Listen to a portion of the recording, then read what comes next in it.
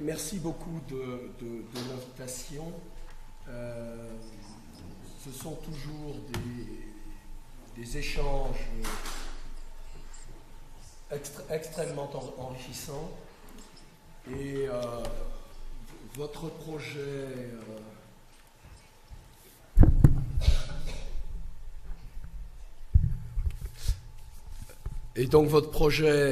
de campus d'Omar est très très intéressant parce qu'il me rappelle l'aventure que l'Université de Nantes a essayé de développer à partir de 1990 et qui a pris la forme. Nous, on a un institut universitaire, mer et littoral, qui regroupe tous les laboratoires de recherche de l'université, des écoles d'ingénieurs, des institutions de recherche, autour des thématiques maritimes et océaniques. Alors, je ne sais pas si je peux vous donner des idées, c'est un peu ambitieux. Je ne vais pas non plus tout à fait vous raconter ma vie, mais presque.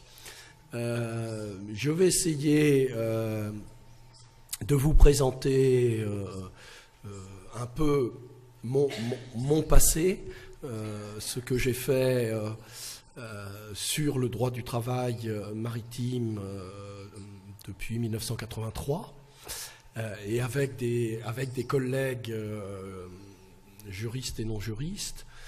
Et puis, grâce à Olga Fotinopoulou-Bazurko, je vous présenterai mon avenir des 5 prochaines années, parce qu'il se trouve que les échanges que nous avons depuis un certain temps avec Olga, que c'est elle qui m'a convaincu d'essayer de présenter un projet Humancy au Conseil européen de la recherche.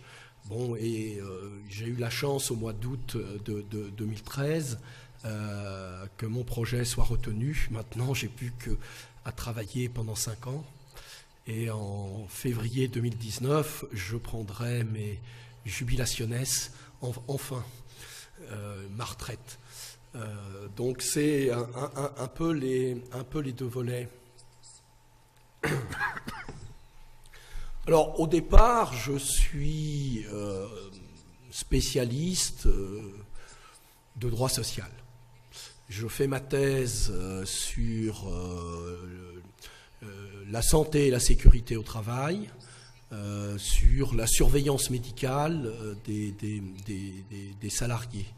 Et j'ai la chance d'être recruté à Nantes par le professeur Alain Supiot, qui est un grand spécialiste français de droit social, et de travailler à Nantes. Je n'ai pas réussi à quitter Nantes. Alain Supiot m'a interdit de partir de Nantes, mais travailler avec Alain a toujours été un grand bonheur.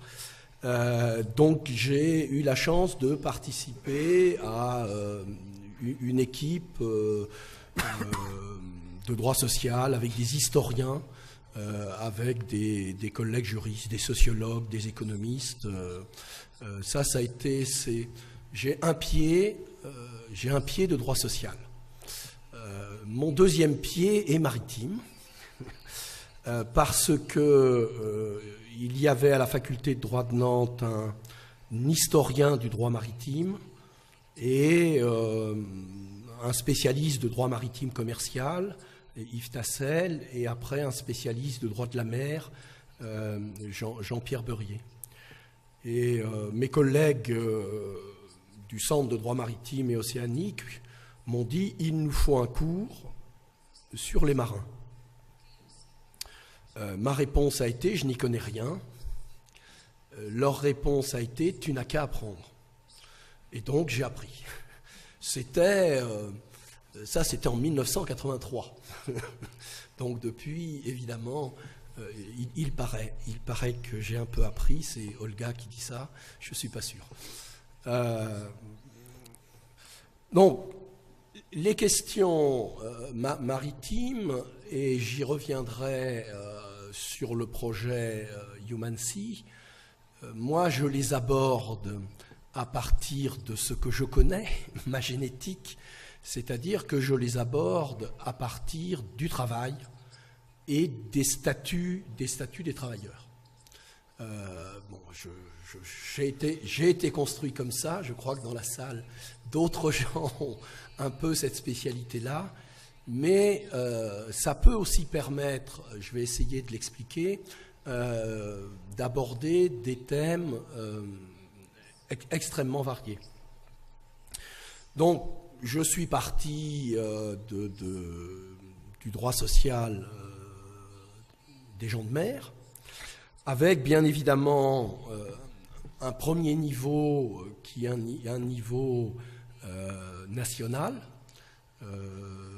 faire l'étude des évolutions législatives, jurisprudentielles du droit français, avec des racines historiques très anciennes, mais en même temps des évolutions, une modernisation tout à fait considérable, un régime de sécurité sociale particulier, et puis toute une série de questions permanentes. Qu'est-ce qu'il y a de spécifique dans le travail des marins? Qu'est-ce qu'il y a de questions juridiques générales? Et comment la frontière entre le droit général et le droit maritime spécifique, comment est-ce que cette frontière se déplace hier, aujourd'hui, demain? Et ce qui est très intéressant pour moi dans ces questions maritimes, c'est que ce secteur est tout petit et particulier, et on ne peut pas s'y enfermer. On est toujours en train de faire une comparaison entre les évolutions terrestres générales et les spécificités maritimes.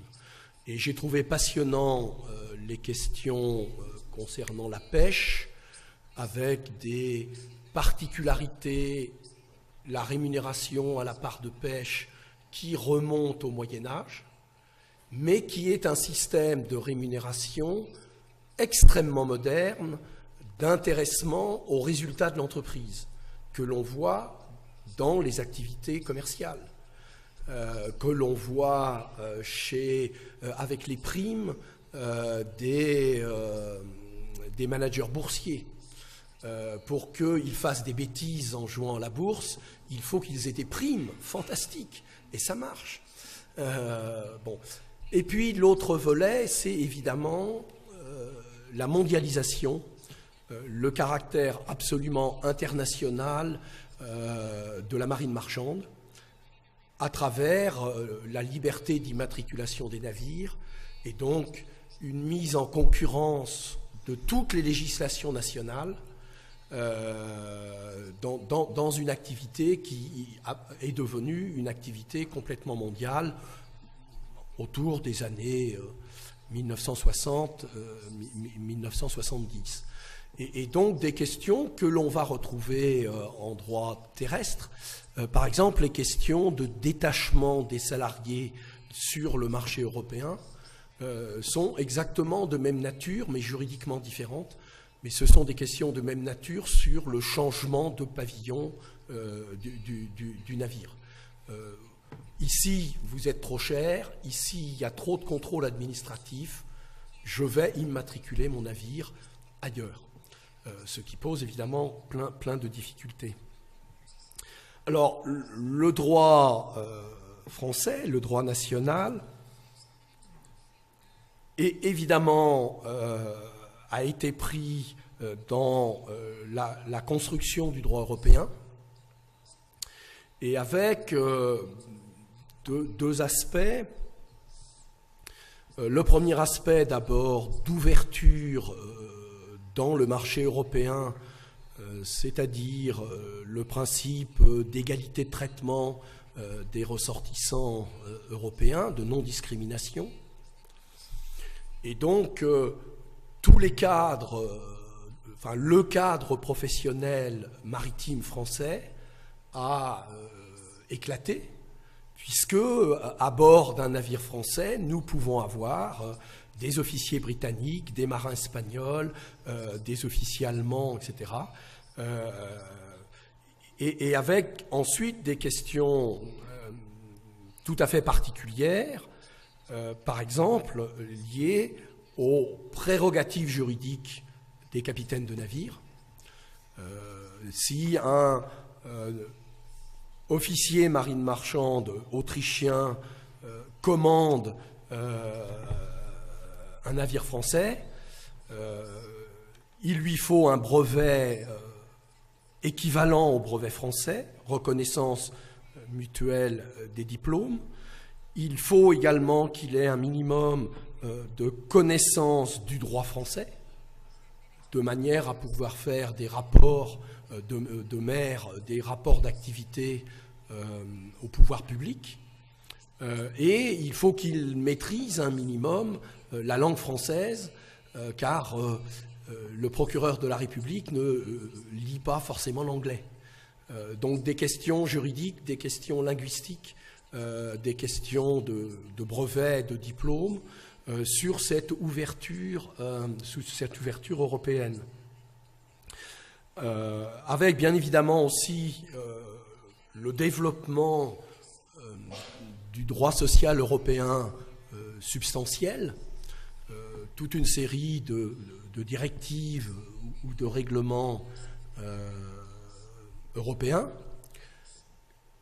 Et quand on visite un peu ces textes, on découvre que certaines directives sociales sont absolument générales et s'appliquent aux activités maritimes en matière de santé, sécurité, les directives sur le bruit, les directives vibrations, qui ont évidemment des conséquences importantes sur les navires. Mais un certain nombre de directives sur les licenciements collectifs économiques. Par contre, d'autres directives générales excluent ou la marine marchande ou la pêche. Et avec parfois une question, pourquoi cette exclusion et est-ce qu'elle est justifiée?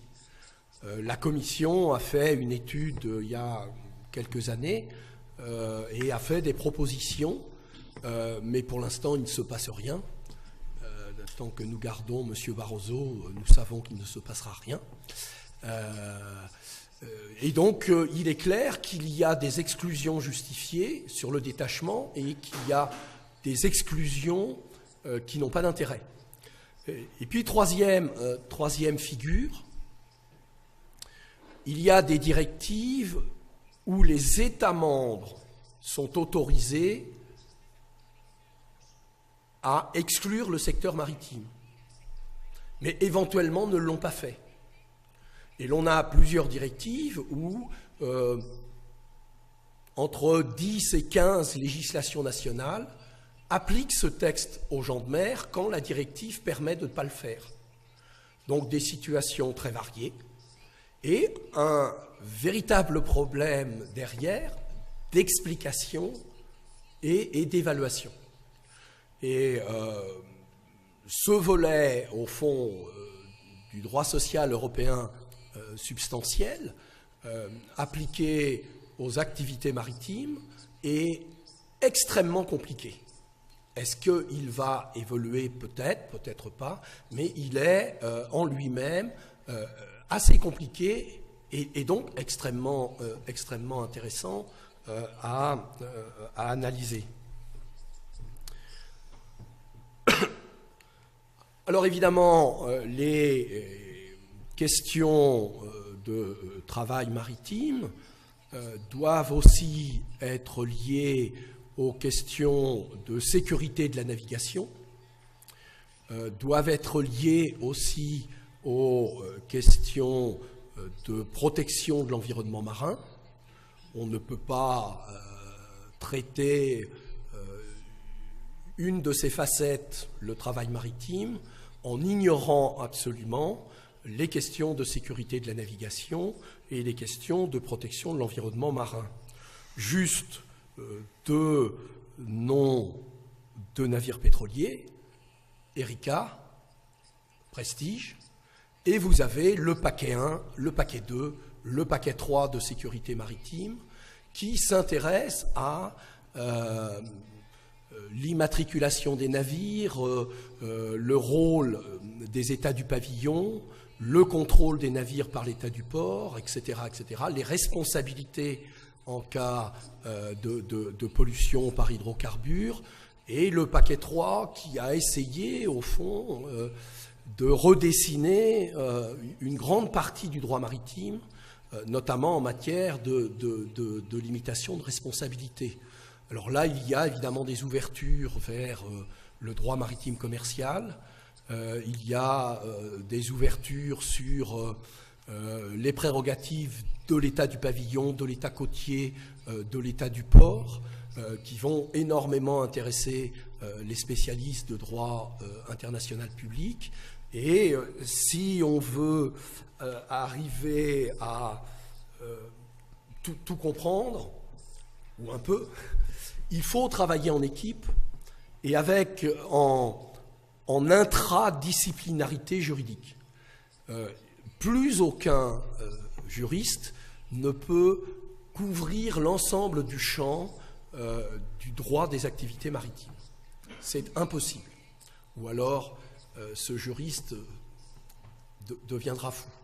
Et donc, il faut travailler avec plusieurs collègues qui ont eux-mêmes des spécialités différentes, de façon ensuite à ce que la réflexion de chacun soit enrichie. Et ça, à mon avis, c'est évidemment quelque chose de très très intéressant.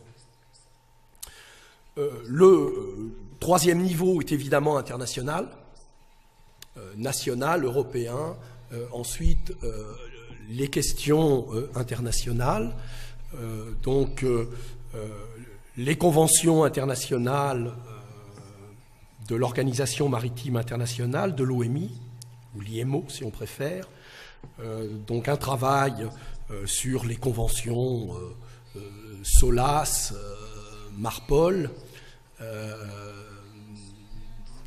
STCW sur les brevets maritimes, parce que notamment dans la convention SOLAS, il y a un code sur la sécurité maritime intégrée, le code ISM, et il y a le code sur la sûreté maritime et portuaire, le code ISPS, qui ont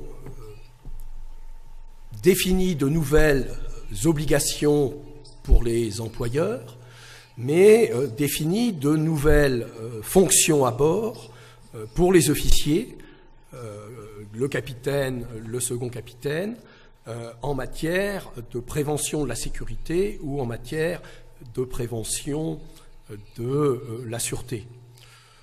Le texte, les deux codes dans la convention SOLAS, les deux codes disent « Aucune pression ne peut être faite sur le capitaine de navire mettant en cause la sécurité ou la sûreté ». C'est un conte de fées. C'est un texte admirable. C'est un texte inappliqué ou inapplicable. Il est évident que le capitaine est aux ordres de l'armateur, des services terrestres, des sociétés de routage et de la gestion financière et commerciale. Et il n'a pas de temps à perdre. Le capitaine du navire ne peut pas dire « je ne prends pas la mer ». On va immédiatement perdre de l'argent. Les pilotes de ligne aériens sont mieux protégés, peuvent refuser de décoller face à un danger particulier. Il ne faut pas qu'ils le fassent trop souvent.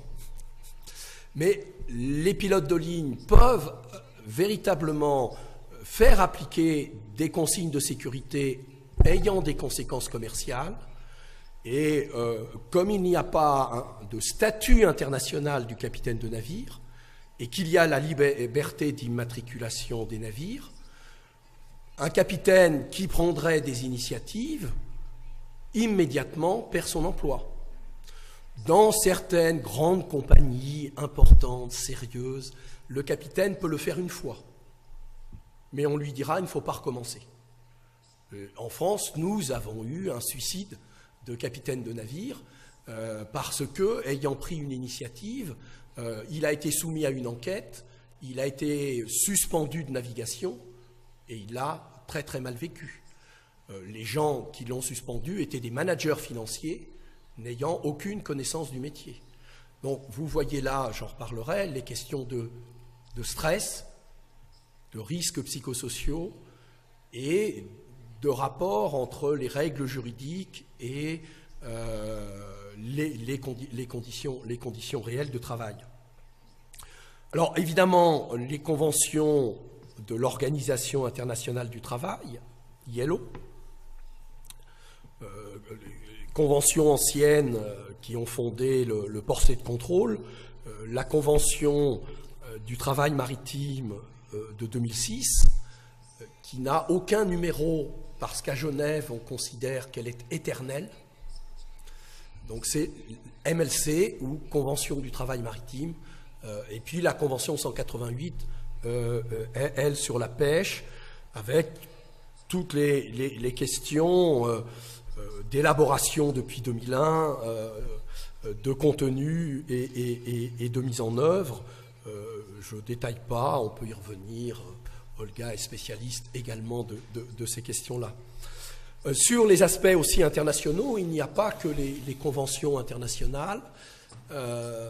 Il y a des situations internationales, des yachts installés en Méditerranée, aux Antilles, à Anvers, qui sont immatriculés au Luxembourg, là où il y a un grand port, des plages, non, au Luxembourg, aux îles Vierges britanniques, à Guernesey, Saint-Vincent et Grenadines, les îles Tonga, et des yachts qui vont passer l'hiver à Anvers, à Cannes, peut-être à Barcelone, avec des contrats de travail internationaux, du personnel hôtelier essentiellement philippin, et puis deux questions classiques de droit international privé. En cas d'accident, en cas de rupture du contrat, quel est le juge compétent? Quelles sont les lois applicables à la relation de travail? Un contentieux national assez ancien que moi j'ai découvert vers 1990 en France, en Italie, avec mon collègue Sergio Maria Carbone de Gênes, en Grèce. Contentieux espagnol que je ne connais pas du tout, mais forcément il doit y en avoir. Olga, il y a forcément des affaires espagnoles. Et récemment, des arrêts de la Cour de justice de l'Union européenne, des arrêts sur les chauffeurs routiers internationaux, l'arrêt Kölsch, des arrêts sur les marins, Vogertz, en matière d'affiliation de sécurité sociale, l'arrêt Baker. Et donc, maintenant, une jurisprudence européenne sur le rattachement des marins au port d'exploitation réelle du navire. La recherche d'un lien substantiel, la recherche d'un genuine link, prévu par la Convention de Montego Bay de 1982, et que la Cour de justice de l'Union européenne a développé, en continuité d'ailleurs avec, par exemple, la jurisprudence française ou italienne, et avec donc maintenant une question simple. Les raisonnements juridiques qui ont été développés dans le contentieux du yachting, ces raisonnements peuvent-ils être appliqués dans d'autres activités de transport maritime? dans les activités de ligne régulière. Mais dans la gestion d'une ligne régulière, il y a deux bouts de la ligne régulière. Dans une activité, prenons Transmanche, vous pouvez avoir un port français d'exploitation et un port britannique. Mais est-ce que vous pouvez appliquer du droit chypriote dans l'exploitation d'une ligne régulière transmanche, alors que nous sommes dans un marché caractérisé par la liberté d'établissement des entreprises, donc la liberté d'immatriculation des navires et la liberté de circulation des travailleurs.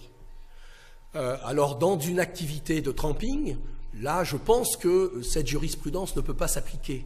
On est probablement devant une vraie mobilité qui ne permet pas d'avoir des rattachements terrestres.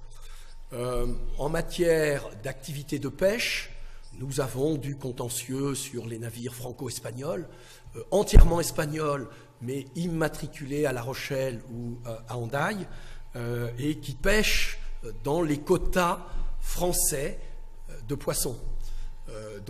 Pourquoi ? Très bien, c'est un marché européen, mais jusqu'où peut-on aller ? Est-ce que le navire peut venir à La Rochelle simplement une fois par an pour la visite annuelle de contrôle technique ? Il y a un navire franco-espagnol qui vient d'être contrôlé par les Irlandais avec une amende parce qu'il y avait du petit merluchon, les mailles du filet étaient trop petites, et le capitaine du navire était à terre. Peut-on avoir un navire avec un capitaine qui n'est pas à bord ?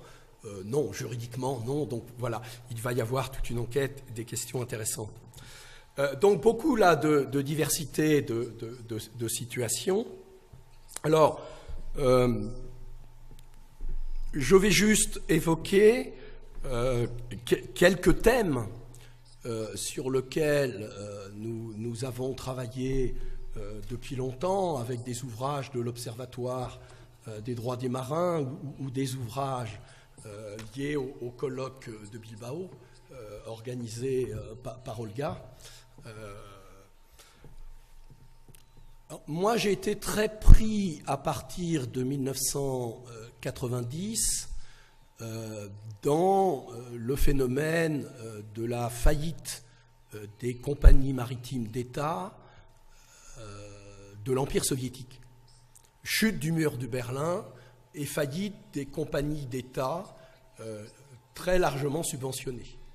Donc tout le phénomène d'abandon des navires et d'abandon des marins. On s'est retrouvé à un moment donné avec 60 navires roumains complètement bloqués dans l'ensemble des ports mondiaux parce que la compagnie avait fait faillite. Personne ne voulait payer le gasoil, ni les billets d'avion, ni les salaires. Et avec des équipages qui sont restés, un équipage est resté à Nantes pendant 3 ans. Et donc toute la question des procédures sur les navires, procédures de saisie conservatoire, procédures de saisie-exécution de vente aux enchères, pour obtenir le paiement des salaires et le rapatriement des marins. Des questions que les spécialistes de droit du travail terrestre ne connaissent pas, des procédures que les spécialistes de droit maritime connaissent très bien, mais ils travaillent pour les armateurs ou pour les créanciers commerciaux. Et ils ont du mal à travailler gratuitement pour des marins qui ne sont pas payés. Situation compliquée. Et donc ça m'a conduit à travailler avec toutes les associations, tous les Seamen's Club qui accueillent les marins en escale, et évidemment à travailler sur ces questions de garantie du paiement des salaires. Comment imaginer une garantie internationale, mondiale, de paiement des salaires des marins et de rapatriement. Ce sera probablement en 2014 le premier amendement de la Convention du travail maritime puisqu'il y a une résolution de l'OMI adoptée après un groupe de travail de l'OMI et de l'OIT pour améliorer justement la Convention de 2006 sur ces questions de garantie de paiement des salaires et de rapatriement. Alors ça nous a évidemment conduit à travailler sur toutes les questions de bien-être des gens de mer, bien-être des marins à bord, mais surtout la question des bien-être en escale, avec l'obligation pour les États du port de mettre en place, peut-être de financer, c'est une question, un réseau de Seamen's Club permettant aux marins, si c'est possible, de descendre à terre, mais souvent ça n'est pas possible, en tout cas d'avoir des visites à bord, de communiquer avec leur famille, par téléphone ou par Internet. Et puis, dans la Convention du travail maritime de 2006, la question de la possibilité pour le marin de déposer une plainte à terre si la plainte qu'il a déposée auprès du capitaine à bord et auprès de l'état du pavillon n'a eu aucune suite.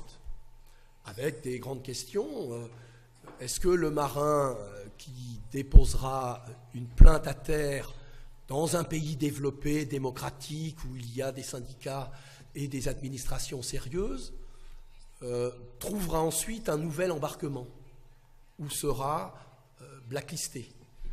C'est une question déjà... Est-ce que l'on peut faire un recours contre son employeur à terre dans une situation de chômage massif? C'est déjà une bonne question.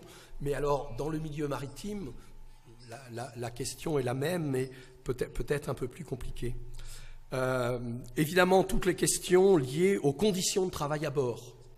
Je parlais tout à l'heure du code ISM, du code ISPS, également toutes les questions de logbook et de contrôle des pêches.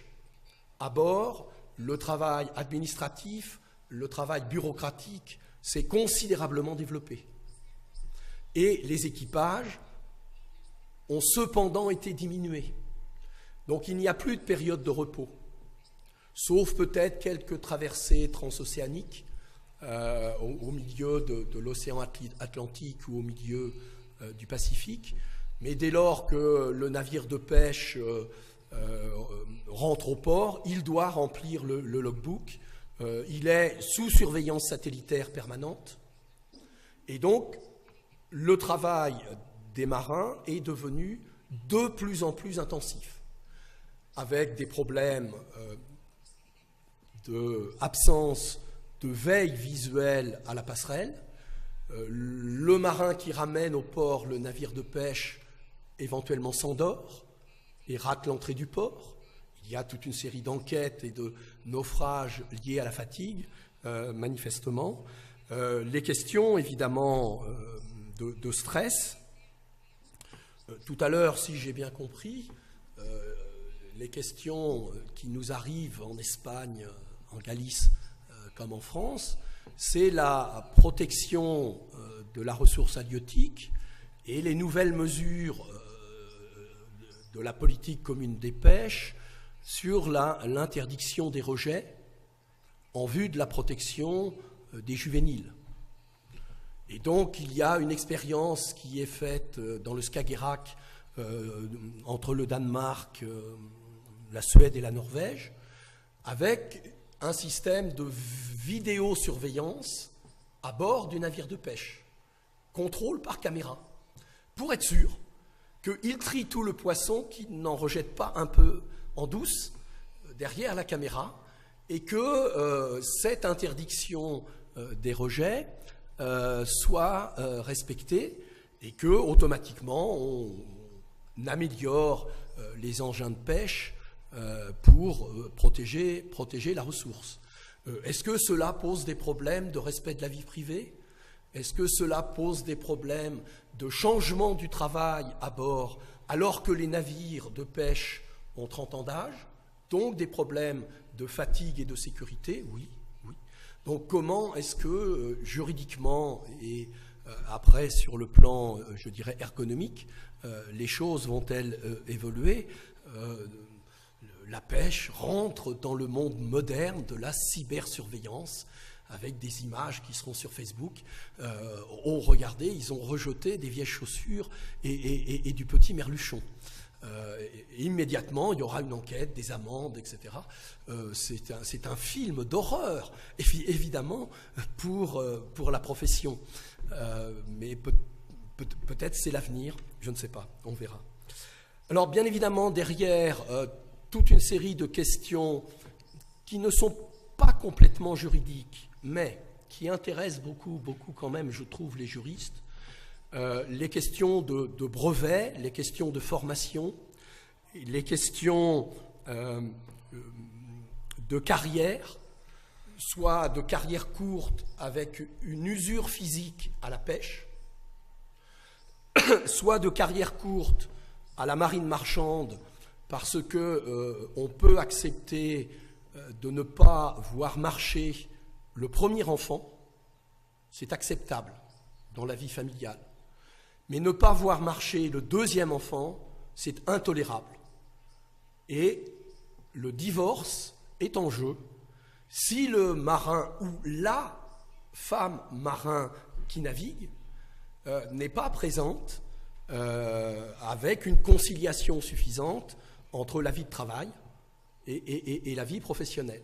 Et donc on a de plus en plus de gens qui naviguent 5 ans, qui naviguent 10 ans, qui naviguent 15 ans, et qui ensuite ont des aventures de reconversion professionnelle pour utiliser leurs compétences professionnelles, pour utiliser leurs compétences nautiques, mais dans une activité à terre. Ce sont des gens, officiers marine marchande par exemple, qui à la fois ont des connaissances techniques très développées et qui ont aussi une connaissance de la gestion de systèmes complexes avec des équipes, et que l'on peut ensuite retrouver dans des activités industrielles, évidemment dans des activités d'experts, etc. S'il n'y a plus de marins européens, un jour, nous aurons dans les ports des pilotes philippins, des experts judiciaires malgaches en France, par exemple. C'est-à-dire que c'est toute la compétence de l'activité en mer qui serait perdue par les pays européens s'il n'y avait plus d'écoles marines marchandes et de navigants dans nos pays européens. Et tous les clusters maritimes, toute la filière professionnelle a besoin à terre de l'utilisation de ces compétences maritimes. Et ça, ce sont des questions sur lesquelles la Commission a travaillé. J'ai fait partie d'une task force à Bruxelles il y a 2 ou 3 ans, avec des comparaisons, avec des réflexions sur ces questions-là. Ensuite, quelles mesures européennes? Aucune. La question est importante. Il faudrait rapprocher les systèmes de formation, mais il y a STCW, et quant à prendre des mesures, ah non, il ne faut pas ennuyer les armateurs. Ils pourraient s'immatriculer aux Bahamas et utiliser des officiers coréens. Donc on ne va pas leur demander grand-chose. Bien évidemment, les questions relatives aux femmes dans les activités maritimes. Ma collègue Gwenaëlle Proutière-Mollion a eu un programme de travail FEMAR sur la place des femmes dans les activités de pêche, d'aquaculture, mais également de marine marchande. Donc derrière, les questions de maternité, les questions de harcèlement à bord, sur lesquelles Olga a aussi travaillé. Les questions qui sont moins présentes maintenant, mais qui étaient importantes dans les années 1990, les questions de passagers clandestins. Le prérogative du capitaine sort des passagers clandestins. Évidemment, cela ouvre beaucoup vers les questions aujourd'hui d'immigration et de rôle de l'agence Frontex. Des questions qui sont moins des questions sociales, mais qui sont moins des questions de travail, sur le détroit de Gibraltar, du côté de Lampedusa, ou il y a quelques années vers les Canaries, moins en ce moment. des questions liées à la circulation terrestre des marins. Le marin, à un moment donné, va prendre un avion et circuler pour arriver au port, pour embarquer. Et le marin qui a terminé son embarquement va aller à l'aéroport le plus proche, par le train, pour rentrer chez lui. Et automatiquement, vous avez toute une série de questions posées par le Code européen Schengen sur les visas, sur la porte d'entrée dans l'espace Schengen qui doit être la porte de sortie. Si le marin a embarqué à Rotterdam, est-ce qu'il peut reprendre l'avion à Marseille? Oui, mais non. À Marseille, non. Donc il faut que de Marseille, il reprenne le train pour Rotterdam. Parfois, oui, extrêmement compliqué. Alors, avec des questions identiques, pour les marins non européens, pakistanais, philippins, malgaches, qui sont liés à un transit dans l'espace européen ou dans l'espace Schengen. Donc des questions derrière de pièces d'identité des gens de mer, la Convention 185 de l'Organisation internationale du travail. À la suite des attentats de New York, l'OIT a adopté une convention 185 avec, en principe, des pièces d'identité des gens de mer qui devraient comporter des données biométriques. Mais la mise en œuvre de cette convention est assez complexe et la possibilité de lire des pièces d'identité avec des données biométriques dans les ports est aussi extrêmement compliquée. Donc, évidemment, juste un mot sur les questions de piraterie qui se sont développées depuis 1995 dans la Corne de l'Afrique et maintenant le golfe de Guinée. Monsieur Cameron a dit la piraterie c'est du terrorisme, il ne faut pas verser de rançon, donc il faut abandonner les marins prisonniers des pirates somaliens. C'est une grande question.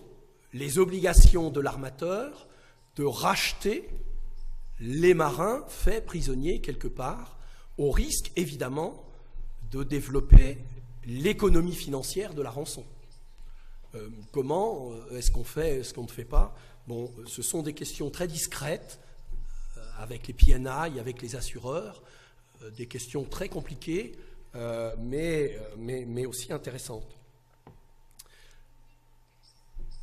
Alors, pour ne pas être trop long,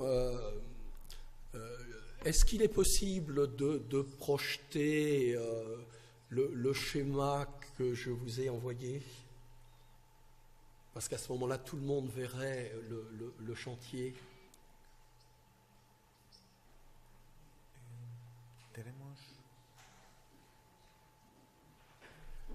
Alors, il y a 3 ou 4 ans, j'ai commencé à travailler sur des questions d'accidents et de responsabilité, évidemment, et des questions de statut des travailleurs intervenant sur des plateformes gazières et pétrolières, sur les plateaux continentaux, en mer du Nord ou dans le golfe de Guinée, avec des questions de plongeurs freelance, travailleurs indépendants,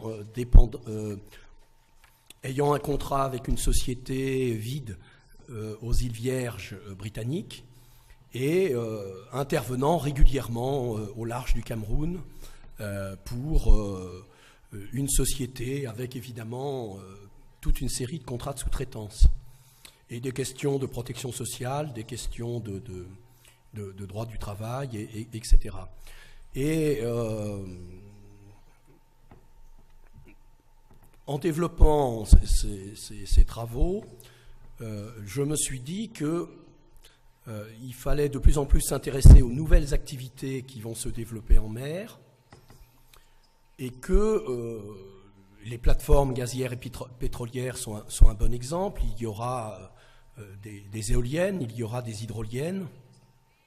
On travaille sur des drones, une catastrophe pour moi. Des navires sans équipage télécommandés de la Terre.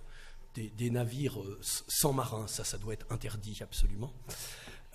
C'est-à-dire que l'évolution technique va permettre de continuer, d'accélérer le développement d'activités économiques en mer, avec des établissements qui ne sont pas des navires, avec des travailleurs qui ne sont pas des marins. Déjà, dans la Convention du travail maritime, on voit apparaître une approche très globale sur toutes les personnes qui travaillent sur les navires, notamment sur les paquebots, même si on a affaire à des travailleurs indépendants. Ils rentrent dans la définition, en français, des gens de mer, des seafarers.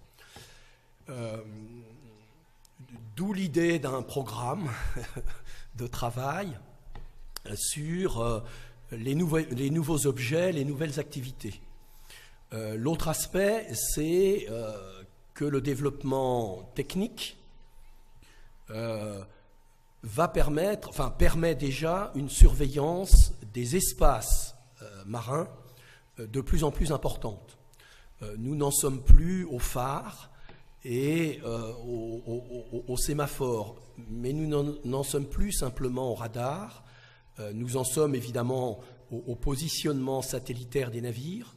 Il y a en France une entreprise qui travaille sur des projets de zeppelins, de ballons gonflables, que l'on pourrait mettre à 50 000 marins des côtes, à 100 000 marins des côtes, de façon à surveiller l'ensemble de la zone économique exclusive et éviter l'ensemble des trafics illicites de drogue, d'êtres humains, et avec évidemment aussi une surveillance des pollutions et des questions juridiques sur les preuves par photographie ou par détection satellitaire des pollutions marines par des navires ou par d'autres engins. Et donc, tout ce développement technique va induire des coopérations entre les États côtiers. Et au fond, on pose la question de est-ce que nous ne sommes pas en train de voir apparaître une modification de la nature juridique de la zone économique exclusive, qui va se rapprocher peut-être dans 20 ans des eaux territoriales. Et donc la haute mer ne serait qu'au-delà des 200 000. Enfin, c'est une grande question de discussion des spécialistes de droit international, mais sur lequel il faut qu'on travaille. J'ai aussi été extrêmement frappé après le naufrage du Costa Concordia en Italie par les questions des journalistes qui sont venus me voir en disant « Vous êtes un spécialiste reconnu, comment est-ce qu'on gère les équipages de ces immenses paquebots ?» Et j'ai répondu « J'en sais rien. Enfin, je sais des petites choses que j'ai lues dans la presse, mais la documentation disponible sur les contrats, sur les sous-traitances, sur les conditions de vie des personnels des grands paquebots, cette documentation est extrêmement faible. Là où les personnels des grands paquebots habitent, les caméras sont absolument interdites. Évidemment, la liberté syndicale, on pourrait en discuter. Et donc, comment vont vieillir ces paquebots ? On sait qu'un des problèmes sur les grands paquebots qui vieillissent, c'est le problème du traitement de l'eau potable. Et nous avons eu et nous aurons des épidémies des passagers, des dysenteries extrêmement importantes. Parce que plus le paquebot vieillit, plus il faut rajouter de chlore. Et ce n'est pas très bon pour la santé. Mais sur les conditions de travail des équipages, moi je ne peut rien expliquer de précis, de sérieux. Ça suppose évidemment de travailler avec les professionnels. Et donc là, j'ai un programme de 5 ans.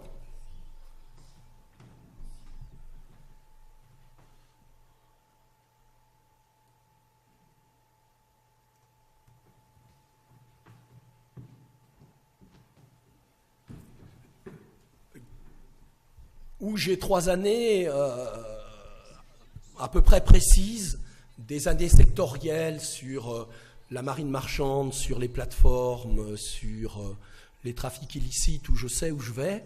Et puis j'ai des work packages 4 and 5, où je ne sais pas où je vais, mais c'est ça qui est intéressant. Le work package 4, c'est ce que j'appelle mon année Jules Verne. Il s'agit de travailler avec des architectes navals pour savoir ce qu'ils ont dans leur carton à dessin, ce qui est technologiquement possible, mais pour l'instant, personne ne finance. Mais dans 20 ans, avec des navires océanographiques extrêmement particuliers, comme l'Observer, avec des villages flottants, on dit pour les populations dont les îles vont être inondées par la mer, mais si ces populations ne peuvent pas payer, ce sera peut-être des villages flottants pour des touristes. Est-ce que ce sont des navires? Un certain nombre d'autres possibilités techniques. Bon, l'idée folle, c'est est-ce qu'on peut se demander quel problème juridique ça va poser? Et puis, la 5e année, vous voyez, c'est refaire le droit maritime et le droit de la mer. Il faut avoir des projets ambitieux, pas sérieux. Mon 5e expert, que je ne connais pas, est tout à fait d'accord avec moi. C'est un projet passionnant qui n'est pas faisable en 5 ans. Mais mon problème, c'est que les 4 autres experts ne sont pas d'accord. Donc j'ai un financement et maintenant je n'ai plus qu'à faire le travail pendant 5 ans. Et ce qui m'intéresse beaucoup, c'est que c'est un projet qui est infaisable par moi-même, tout seul. C'est forcément du travail collectif avec des juristes, des réseaux internationaux, des coopérations avec les professionnels, les entreprises, et un travail interdisciplinaire avec des écoles d'ingénieurs, avec des économistes, des géographes, etc., avec des technologues. Juste pour terminer, quand j'ai terminé ma thèse, en 1981, mon projet était d'être rémunéré pour continuer à apprendre. Donc j'ai été obligé d'enseigner.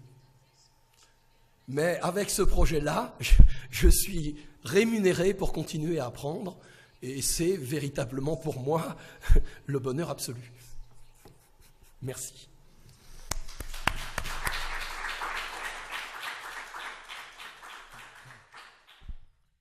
M'a convaincu d'essayer de présenter un projet Humancy au Conseil européen de la recherche. Bon, et j'ai eu la chance au mois d'août de 2013 que mon projet soit retenu. Maintenant, j'ai plus qu'à travailler pendant 5 ans. Et en février 2019, je prendrai mes jubilationes, enfin, ma retraite. Donc c'est un peu les 2 volets. Alors au départ, je suis spécialiste de droit social. Je fais ma thèse sur la santé et la sécurité au travail, sur la surveillance médicale des salariés. Et j'ai la chance d'être recruté à Nantes par le professeur Alain Supiot, qui est un grand spécialiste français de droit social. et de travailler à Nantes. Je n'ai pas réussi à quitter Nantes. Alain Suppiot m'a interdit de partir de Nantes, mais travailler avec Alain a toujours été un grand bonheur. Donc j'ai eu la chance de participer à une équipe de droit social avec des historiens, avec des collègues juristes, des sociologues, des économistes. Ça a été... J'ai un pied de droit social. Mon deuxième pied est maritime, parce que il y avait à la faculté de droit de Nantes un historien du droit maritime et un spécialiste de droit maritime commercial, Yves Tassel, et après un spécialiste de droit de la mer, Jean-Pierre Beurier. Et mes collègues du centre de droit est devenu une activité complètement mondiale autour des années 1960-1970. Et donc des questions que l'on va retrouver en droit terrestre, par exemple les questions de détachement des salariés sur le marché européen sont exactement de même nature, mais juridiquement différentes. Mais ce sont des questions de même nature sur le changement de pavillon du navire. Ici, vous êtes trop cher, ici, il y a trop de contrôle administratif, je vais immatriculer mon navire ailleurs. Ce qui pose évidemment plein de difficultés. Alors, le droit français, le droit national, évidemment, a été pris dans la construction du droit européen, et avec deux aspects. Le premier aspect, d'abord, d'ouverture dans le marché européen, c'est-à-dire le principe d'égalité de traitement des ressortissants européens, de non-discrimination. Et donc, tous les cadres, le cadre professionnel maritime français a éclaté, puisque à bord d'un navire français, nous pouvons avoir des officiers britanniques, des marins espagnols, des officiers allemands, etc. Et avec ensuite des questions tout à fait particulières, par exemple liées aux prérogatives juridiques des capitaines de navire. Si un officier marine marchande autrichien commande un navire français. Merci beaucoup de l'invitation. Ce sont toujours des échanges extrêmement enrichissants. Et votre projet...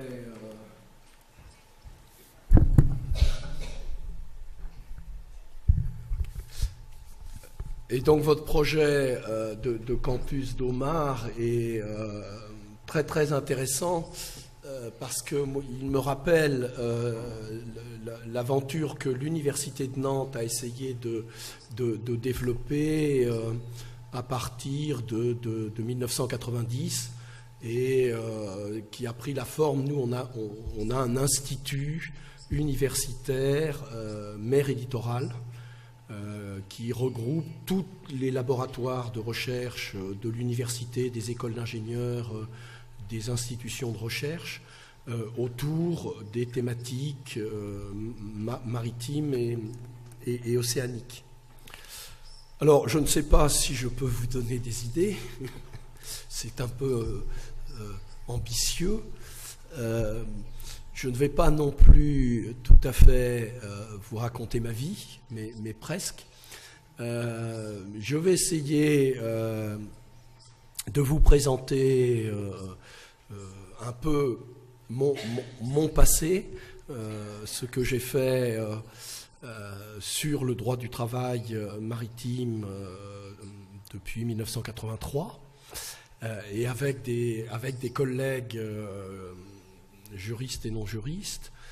Et puis, grâce à Olga Fotinopoulou-Bazurko, je vous présenterai mon avenir des 5 prochaines années, parce qu'il se trouve que les échanges que nous avons depuis un certain temps avec Olga, que c'est elle qui est permanente. Qu'est-ce qu'il y a de spécifique dans le travail des marins? Qu'est-ce qu'il y a de questions juridiques générales? Et comment la frontière entre le droit général et le droit maritime spécifique, comment est-ce que cette frontière se déplace hier, aujourd'hui, demain? Et ce qui est très intéressant pour moi dans ces questions maritimes, c'est que ce secteur est tout petit et particulier, et on ne peut pas s'y enfermer. On est toujours en train de faire une comparaison entre les évolutions terrestres générales et les spécificités maritimes. Et j'ai trouvé passionnant les questions concernant la pêche, avec des particularités, la rémunération à la part de pêche qui remonte au Moyen-Âge, mais qui est un système de rémunération extrêmement moderne, d'intéressement aux résultats de l'entreprise, que l'on voit dans les activités commerciales, que l'on voit avec les primes des managers boursiers. Pour qu'ils fassent des bêtises en jouant à la bourse, il faut qu'ils aient des primes fantastiques, et ça marche. Bon. Et puis l'autre volet, c'est évidemment la mondialisation, le caractère absolument international de la marine marchande, à travers la liberté d'immatriculation des navires, et donc une mise en concurrence de toutes les législations nationales dans une activité qui, maritime et océanique, m'ont dit il nous faut un cours sur les marins. Ma réponse a été je n'y connais rien.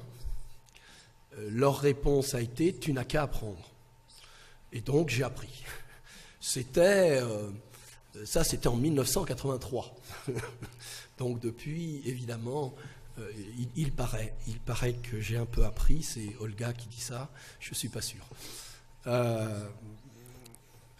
Donc, les questions maritimes, et j'y reviendrai sur le projet Human Sea, moi je les aborde à partir de ce que je connais, ma génétique, c'est-à-dire que je les aborde à partir du travail et des statuts des travailleurs.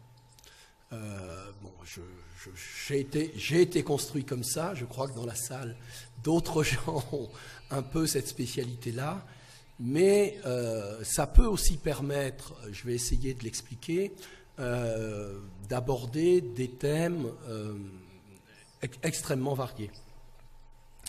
Donc, je suis parti du droit social des gens de mer, avec bien évidemment un premier niveau qui est un niveau national, faire l'étude des évolutions législatives, jurisprudentielles du droit français, avec des racines historiques très anciennes, mais en même temps des évolutions, une modernisation tout à fait considérable, un régime de sécurité sociale particulier, et puis toute une série de questions